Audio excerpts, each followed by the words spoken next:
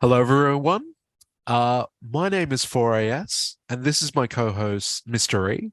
If this is your first time watching or listening to this podcast, this is the Revolutionary Think Tank podcast. This is a podcast about revolutionary thinking, protest music, and political commentary. So, Mr. E, how are you going today? I am well, 4IS. Thank you very much. How are you? Yeah, I think I'm going pretty well. I thought what would be a good topic today is we've done plenty of stuff about revolutionary thinking. We've Yep. done plenty of things about political commentary. hmm We haven't even touched protest music yet. And hey, like some people might have found us out because of our protest music. So I thought that would be a decent topic to talk about today. And if there's one aspect about our protest music that people would at least align it with, it would be satire. So why don't we go on about protest music and satire? Perfect topic for today. Yes. Yes, two very interesting topics and things that we've definitely tried to grapple with in our collaborative pieces. Hmm. I think, you know, it's something for me, the satire in the art that we create, the music that we create together.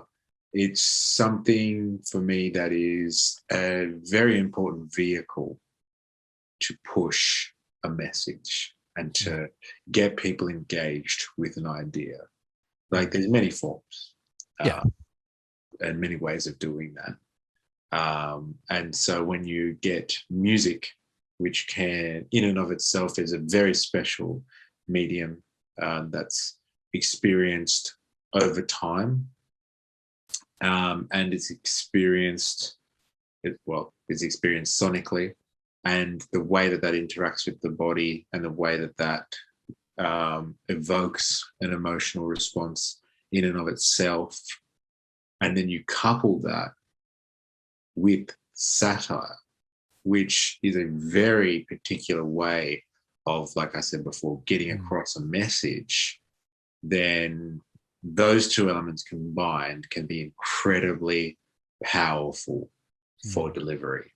And, I believe that's why we do what we do when it comes to our big collaboration pieces or, Mm. you know, protest music or political satire, Yeah. if you want to call it. Yeah, because I look, I think it's a good topic for us to cover today because really when we do talk about the big quad, so yourself, Mystery, obviously me as 4AS, which really is are the people that discuss like do the lyrics or at least the direction of the satire, and then you have Nyquist and Jerry from the area, who are the other 50% that focus much more on the music and at least the beats behind what people are hearing. And well, since we're much more focused on the satirical elements of the music video and that sort of thing, well, why not talk about satire? And what best way to do it, or at least to begin with, is what Mr. or Mrs. Google says satire is. So, according to that sort of definition, satire is the use of humor, irony, exaggeration, or ridicule to expose and criticize people's stupidity or vices, particularly in the context of contemporary politics. So, by that very definition, it's unsurprising that us being political commentators have lended ourselves to uh, protest music satire. Yes. Yeah. Well, I think there's an important element in, if you're going to take it with that definition there, then there's obvious ridicule going on in our work. Mm. We're picking topics, even if we are pro a topic and we're trying to promote it, we are ridiculing it in a way which is entertaining in order to deliver, again, a message. Mm. And there's a there's an extreme level of exaggeration used in our work to get Yeah. that message across. which obviously complements the ridicule. And like we play around with a bit of irony to try and, make a point come across a little bit more effectively. Obviously, there's the humor in it too. I remember sitting down and editing, many of our pieces of work, but, watching you roll down a sandhill, 50 times in the editing process almost never got old for me. And I'll even, I'll never forget on the filming day, a fully, dressed up to the hilt, suited fellow walking around the sand dunes at Wanda Beach, and covered in sand after rolling down, a 30-meter sand dune was just, it was one of the highlights of my day. And it looked extremely uncomfortable for you, which just put the icing on the cake for me. Yeah, and it was funny during filming days. It was also funny to see people's reactions when we were just doing really exaggerated things, and they would just the reaction of the WTF, or the like, what the hell are these people doing? People came up to us on the sand dunes that day and they were just like, oh, can you tell us when this is coming out, because we want to check out what you guys are doing, because it's just crazy. And a masked figure and an office worker, people dancing with hoses and rolling down sand dunes and stuff like that. Yeah, it is crazy. It's like getting approached by people, even at McDonald's, and filming like in the area of the Engadine Macca's incident. Yeah. And we're in a spot which is kind of in people's way because they're trying to access certain areas, and we're filming. And we're like, oh, quickly, we better get out of the way. And they're like, no, don't stop for us. We'll just watch you guys film for a little bit. So, like, obviously entertaining people, even while we're being absolutely ridiculous and over-exaggerated and stuff like that, which is, part of the whole idea, right? The whole idea of satire. Even, in the production stage, it's already starting to engage people and get people interested, and they want to know more. Would you like to know more? Yeah. Well, see, the thing is, you do bring up ridicule and exaggeration, and I think that's also really important, because with our songs, that is true when we kind of are against a political figure, if you will, or even if we're for a political figure, because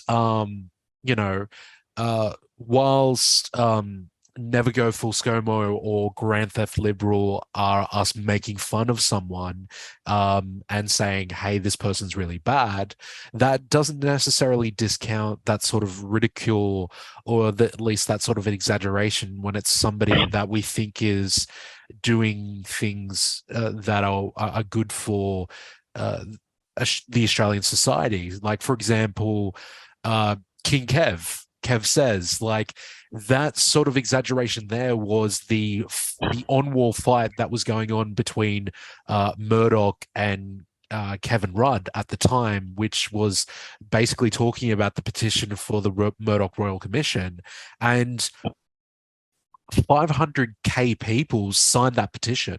So it's not like people didn't think it wasn't important. But I think what was the satirical element, obviously, was somebody dressing up with a Kevin Rudd mask, and somebody else that I can happily say I did, dressed up in a wife beater shirt and pretended to be Murdoch, and basically recreate a backyard brawl. So, like, even though you could very much claim that it was a pro-Rudd, anti-Murdoch situation, like, the exaggeration was not to the detriment of Kevin Rudd. So, yeah.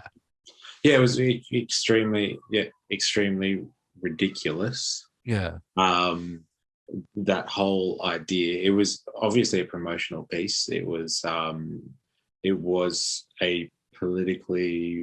promoting a politician, but also, like you said, it was attacking the media or media mogul, who is in, I guess, direct opposition to this figure, King Kev.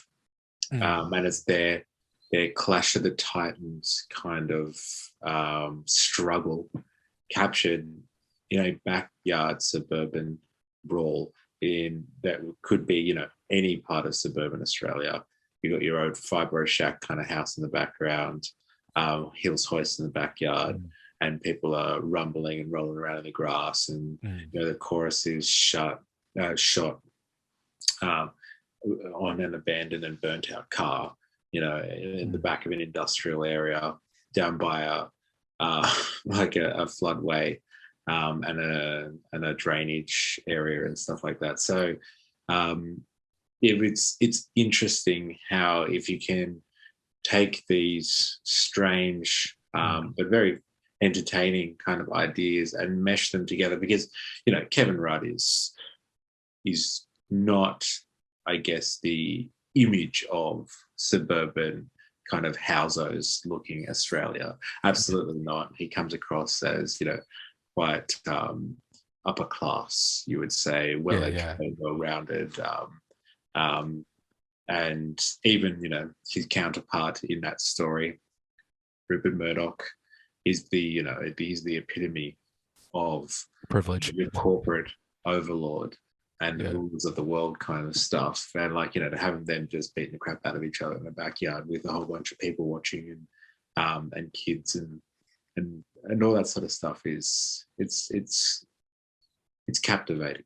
And it gets people engaged in enough of a way, if not just out of pure confusion, to try and potentially sink deeper into what is the issue behind the music. And if they can walk away with a little part of that message and spread it or learn from it at least, then that is half the battle. And that's the intention behind all of this sort of stuff. Because you can be all serious, or you can just tell a story, or try and stand on your soapbox and hope that people pay attention.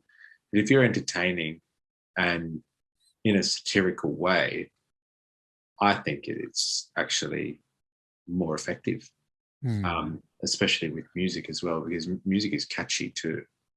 And people can get captivated by things without knowing them, and then rediscover them at a later stage, and then just be like, that's what they're singing about? That's what they're rapping about? Oh my God. And then they'll want to investigate things further. Maybe they'll look at all the other music and the ideas that are being promoted in other satirical hit pieces or promotional pieces and stuff like that. And I guess that's kind of why we've gotten into that. It suits well with the medium and the style that we like Jerry from the Area and Nyquist and stuff like that. I like to think it's urban music.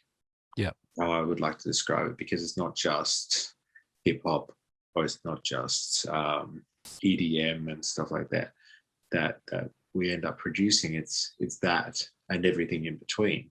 And so when you have these urban kind of beat producers, our natural tendency as lyricists and vocalists end up supporting that urban style, and it's rap, and it's funky town kind of stuff, and it's we're singing to, or we're just screaming statements into a microphone, and so I think it's part of our natural. It's our natural leaning, and it's complemented by satire, and we just, because of the stuff that we like to do naturally, we also lend ourselves, I think, to satire as well.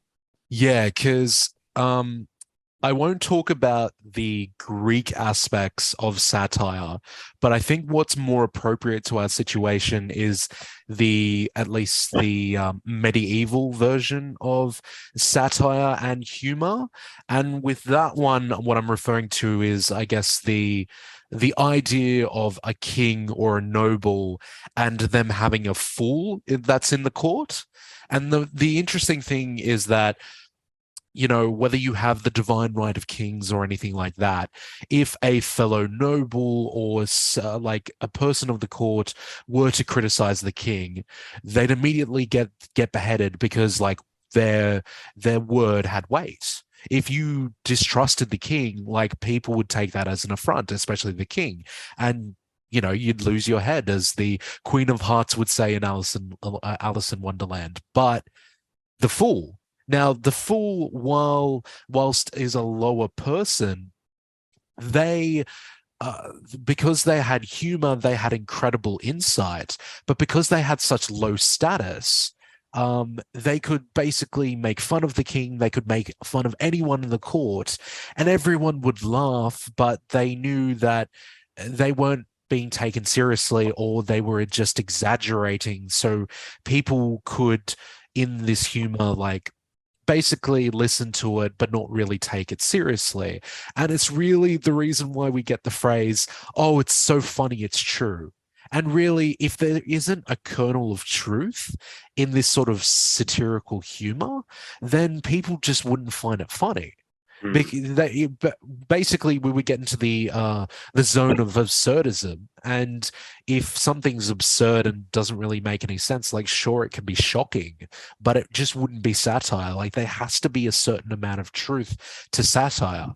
And I think where satire lends itself to an Australian political landscape is, well, I'm getting to stereotypes here, but uh, Australia has a tall poppy syndrome. If there's somebody that's too big for their boots or somebody that is too high status, we're more than ready to grab those poppies and just chop them off by the roots. Because, in Australian society, you don't want people to be too full of themselves. And we're more willing to make fun of someone if they are too full of themselves. And this is where Never Go Full ScoMo and Grand Theft Liberal come into it, is that the Conservative Party here in Australia for the last 9 years have been getting full of themselves. There's been a raft corruption federally, and Scott Morrison, or ScoMo, as he likes to call himself, has basically been the epitome of it for the last 3 years, where it's become incredibly obvious to everyone that looks at politics. And yeah, like I think this is where the layers come in that you were talking about before, is that our lyrics, that because it's a catchy tune, because it's because we try to give the like immense depth to our lyrics, that I reckon because you listen to it again and again and again, you will actually learn a new thing about the lyrics that you didn't notice before. And I'll give people an example, and I hope you can hear this when you listen back to Never Go Full ScoMo, is I've gotten a lot of people that, at least the lines that I've personally contributed to it, is people have liked lines like, oh, he's down in the polls and kicking own goals. Like, obviously, that's a good rhyme, and people have praised us for that one that I've contributed. But the one that I haven't gotten yet, that I'm immensely proud of, that is a bit of a deeper one, is the one where I say that ScoMo's jetting off to Hawaii, no regretting handshakes, this shit is kawaii. Now, the thing is, Hawaii, obviously, it's got the Japan influence, but kawaii is obviously the Japanese word for cute. But the thing is, if you elongate kawaii, that's actually scary. So what I'm actually saying is, no regretting handshakes, this shit is scary. But because it's got that rhyming scheme, it fits in, and I'm immensely proud of that line. And nobody's picked me up yet, but I'm hoping if you listen to it long enough, and when we've gotten people asking for lyrics, I'm hoping, oh, that's not cute that he's referring to. It's scary. That's cool. And I know that there's plenty of lines like that for you, and, layers, layers. Mm. Yeah, there's plenty of stuff to keep you entertained and, like, I guess, engaged. Yeah. over a period of time. Like you can just like the song on face value or very superficially, or you can try and dig down into the deeper message behind the song and analyze the lyrics behind them. Because the lyrics, in and of themselves, like in a song like Grand Theft Liberal, for example, it's almost like a ballad in the sense that it tells a story progressively as the song goes on. It might not be a chronological story, but they're definite anecdotes and like even factual statements about the operations of the Liberal government, and like their antics and like what they've gotten up to in the last decade or two, Mm.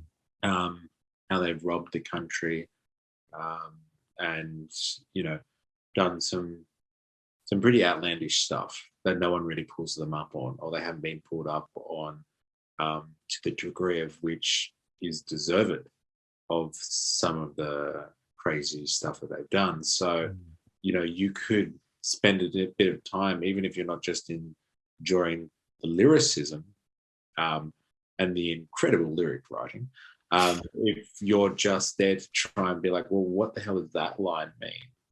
Like, or what are they referring to here? And you could probably investigate yourself and find out some pretty crazy things that the Liberal Party has been up to on a federal scale, for instance, because I think that's what Grand Theft Liberal particularly looks at, a lot of the federal level issues, because it's theft at the grandest level. And so, yeah, the lyrics in and of themselves, and the satire, what it sounds good, it might be funny because it rhymes and like it does say some pretty ridiculous stuff, and it's obviously ridiculing people. So that's always funny too, especially when they deserve it, like most of these people do. But like, yeah, you can pick out stories in the lyrics, and you can do your own research, and you can always come back to these songs and find new things within them. And like you mentioned before, like a couple of days after releasing these songs, you get a few comments from people, whether it be actually in the comments on the song or other people reaching out to you, and they're just like, "Where's the lyric video? I need to know what you guys are saying, because I want to see what's going on there, because I can hear it, but I really want to read it so I can digest it properly and get what it is you guys are going on about." Because a lot of the songs can be quite lyric intensive, like Grand Theft Liberal and Never Go Full ScoMo, especially. Less so, I would say, King Kev and Easy A, Albanese. Well, Manufactured Consent. Yeah, I was about to say. Yeah, that's a heavy track, but it's a very broad political issue. That one, it's not specific to the nuances of Australian politics. I would say, and it's not even really satirical. Unfortunately, that one, I would say that's just hard out, shocking, like facts and details about the state of of the media. But I kind of feel like manufacturing or ManCon, it is a good springboard to what we talk about in Never Go Full ScoMo and Grand Theft Liberal, because like, for example, Grand Theft Liberal is a good one because we do talk about, or at least I think in Jerry from the Area's lines, is that he very much goes into the Costello and Howard era, like mining boom stuff that, at least in the recent book that I've been investigating in, Econobabble, which you know about, yes, Mr. is very, very good, by the way. Yeah, thank you. It's a very it's actually during the Costello years that we get sold this idea that a budget being in surplus is good, budget being in deficit is bad.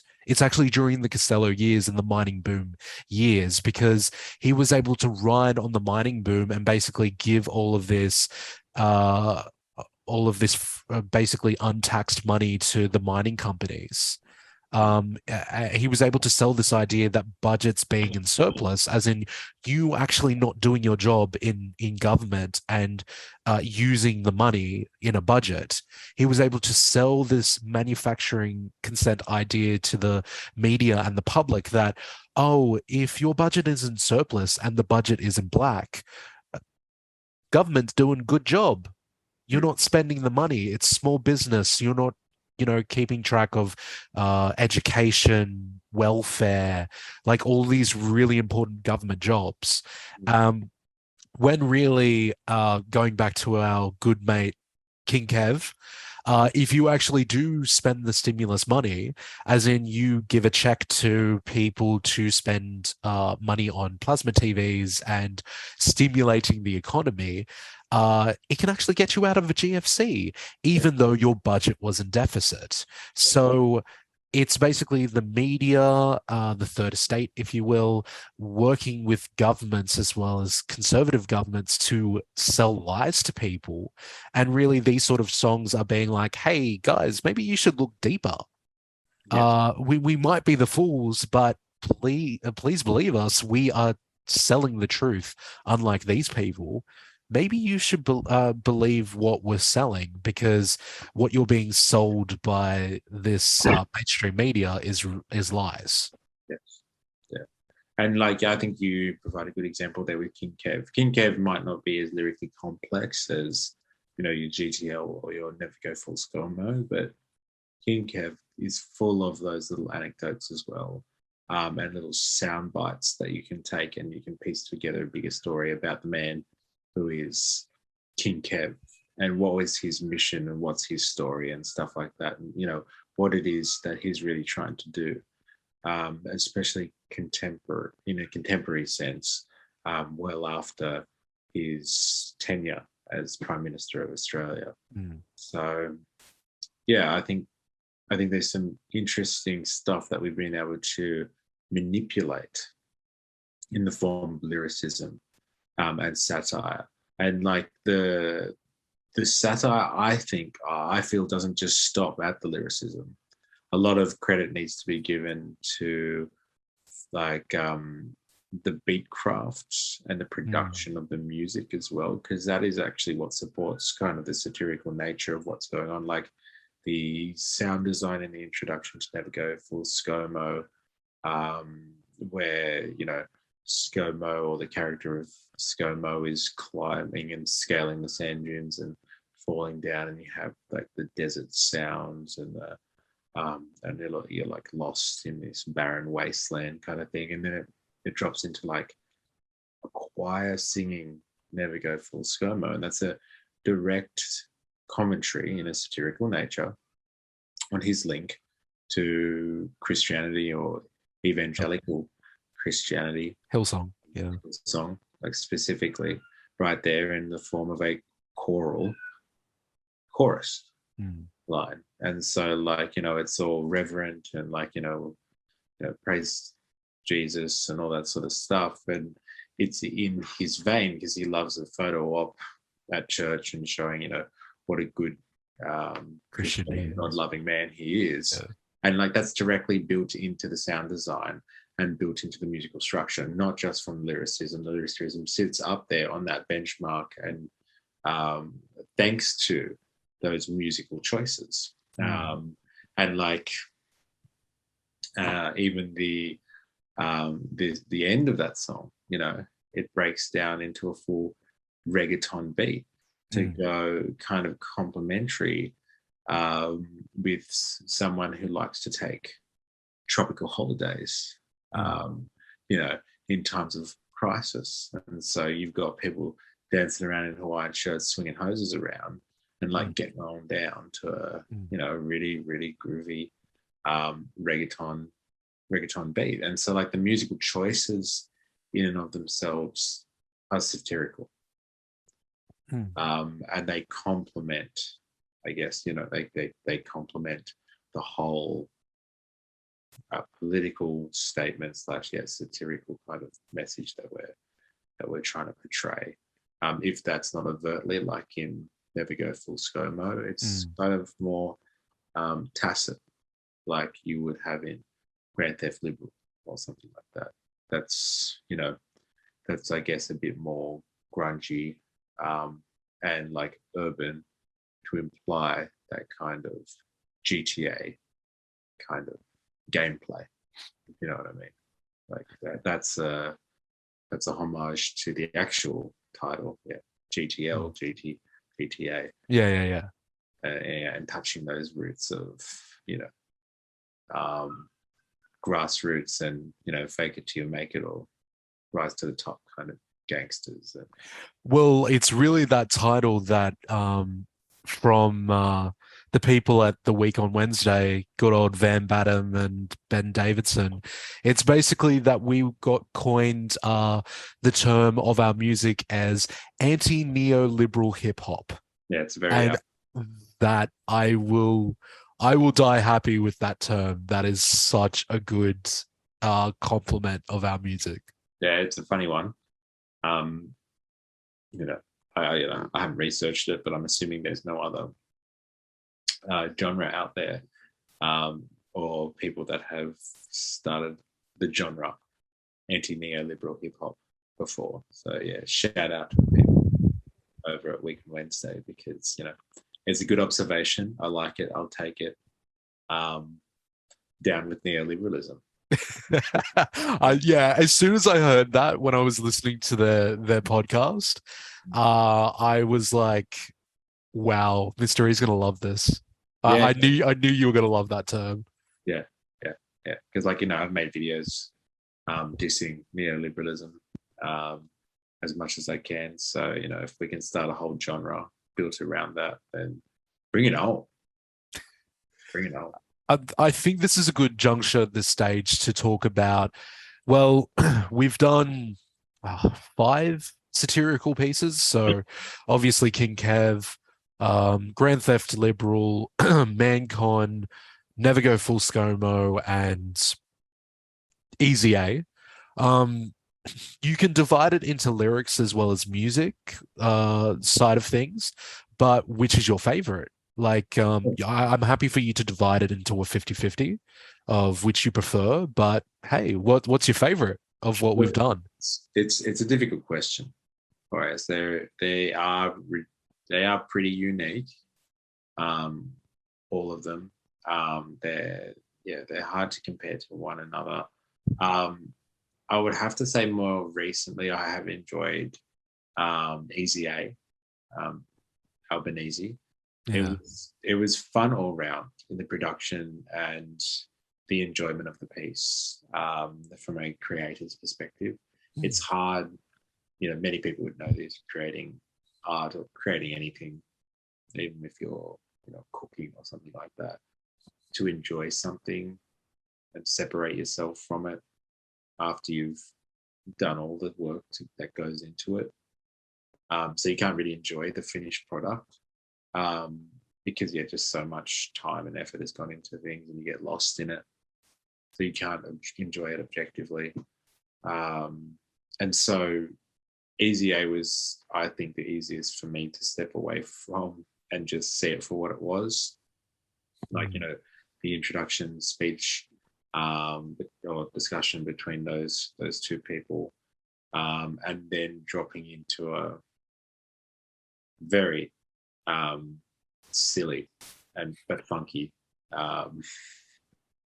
backing track, with some whispering going on, and the straight into the chorus and stuff like that. It was all around, I think, a very, very entertaining track, and one that I think will stand the test of time for me personally.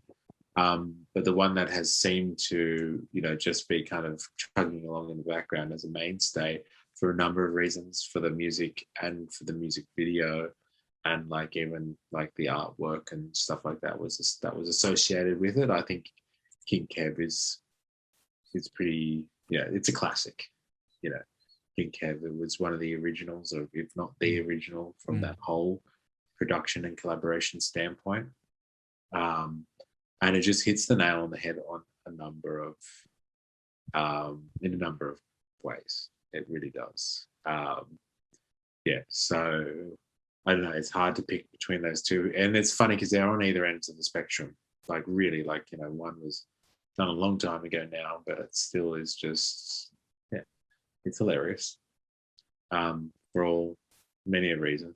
But like Albanese or Easy A seems to be quite entertaining, and because it's short as well, it's punchy. So you can digest it quickly, and you can listen to it again if you really want to, and stuff like that. I don't know. What do you think? I feel biased here because I feel like both lyrically as well as music-wise, it was like some of our best work is Never Go Full ScoMo, because it was one of the things where, look, he was a very silly man, but he was a silly man that gave us a lot of material. Oh, yeah. And I think a lot of satirical artists in the Australian landscape he was basically our George W. Bush. And yeah, he everyone loved to make fun of Scott Morrison. And I think he was part of the reason why the lyrics were very deep in our song there. Like, look, a man that skips off to Hawaii while the bushfires are happening. There's a reason why I was able to come up with the line of Hawaii and Kauai. Like, those sort of situations lend you to think about things and how you can kind of manipulate lines. But well, I remember also when we were writing for that. If you can't remember, I'm sure you do. Like, and we're on the chopping room floor kind of thing. We were like, the conundrum we had was there's too many lyrics here. There's too much stuff to sing about and to rap about. There's us too much to work with. We're just going to have to pick the best of the best for ScoMo and get on with the job, because that could have been like a 6-minute piece just listing in quite funny terms, all of his crazy antics. So we had to just really pinpoint and spend a lot of effort refining the lyrics to that song to get it to a point where it was, just getting to the point and being entertaining, because wow, the list, the material that man provides, almost second to none. Yeah, like I look, the one thing I will give him is you don't become the prime minister for nothing. So, and I'm sure that's the same case with George W. Bush Jr. as well, is that I'm sure, like, and plus the man was a marketer, so he could obviously do a campaign. But he was a terrible administrator. He I don't really understand as a marketer why he would think it would be a good idea to go on a holiday when all of Australia was on fire, but that's what happened. And he just was basically Sideshow Bob. He went from one disaster to the next. There was the bushfires, there was the Brittany Higgins scandal, there were the floods that were happening, and his government just wouldn't do anything about it. His response to COVID, ironically, he was a godsend to us satirical artists. He just gave us gold after gold. And I also liked what Jerry from the area, as well as Nyquist, did with the music. I agree with you. The beginning of it, of us having a fully clothed, suited up man, like, basically trying to walk forward in time, but basically tripping over themselves all the time before they eventually collapse and lose the election. I know we were being a bit counting our chickens before they hatch, but we were assuming he was going to lose the election, which he eventually did in May. And then from that to the choral pieces of everything to do with Hillsong to the reggaeton beat of he don't hold a hose in Hawaiian shirts. Like there was just so much aspects of his prime ministerial personality that we could draw upon, and Yeah. it just was gold. Yeah, 100%. Pure gold. Yeah.